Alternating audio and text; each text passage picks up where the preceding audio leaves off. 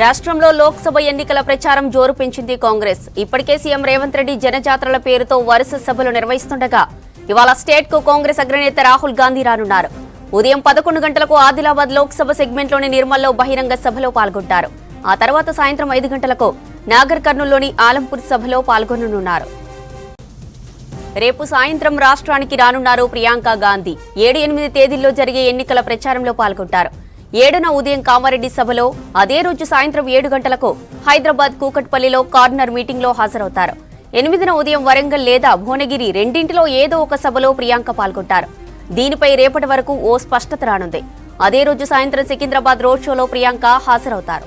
ఈ నెల 9న మరోసారి రాష్ట్రానికి రాహుల్ గాంధీ వచ్చే అవకాశం ఉన్నట్లు తెలుస్తోంది. ఇప్పటికే సీఎం రేవంత్ రెడ్డి జనజాతర సభలు, మంత్రుల ఎన్నికల ప్రచారాలతో దూసుకువెళ్తుంటే అగ్రనేతల పర్యటనలు పార్టీకి మరింత ప్లస్ గా మారతాయని భావిస్తోంది క్యాడర్. దీనికి సంబంధించి మరిన్ని డీటెయిల్స్ దేవిదాస్ అందిస్తారు. దేవిదాస్, రాహుల్ టూర్ అప్డేట్స్ ఏంటి? తెలంగాణ రాష్ట్రంలో ఏఐసీసీ అగ్రనేత రాహుల్ గాంధీ వాళ్ళ పర్యటించనున్నారు. నిర్మల్, గద్వాల, షాద్నగర్ లో జనజాతర కాంగ్రెస్ పార్టీ ప్రచార కార్యక్రమంలో రాహుల్ గాంధీ పాల్గొననున్నారు.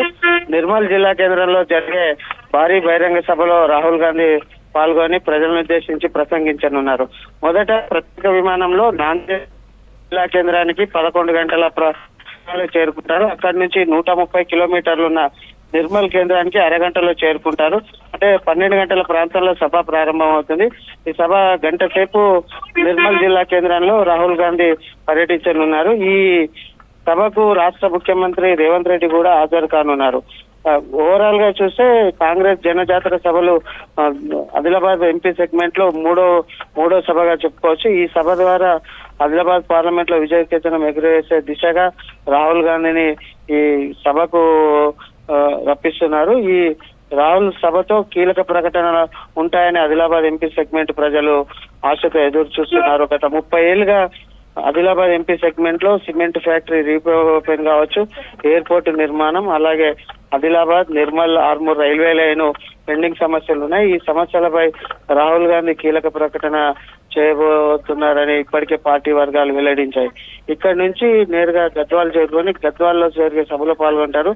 అనంతరం షాద్ నగర్ లో సాయంత్రం కాంగ్రెస్ పార్టీ రోడ్ షోలో రాహుల్ గాంధీ పాల్గొన్నారు. అక్కడి నుంచి షాద్ నగర్ నుంచి శంషాబాద్ చేరుకొని మళ్ళీ ప్రత్యేక విమానంలో ఢిల్లీ బయలుదేరి వెళ్ళనున్నారు. ఓవరాల్ గా ఆదిలాబాద్ ఎంపీ సెగ్మెంట్ లో ఇప్పటికే కాంగ్రెస్ జనజాతర సభ ద్వారా విజయపథంలో దూసుకెళ్తుందని చెప్పవచ్చు. Right, thank you Devidas.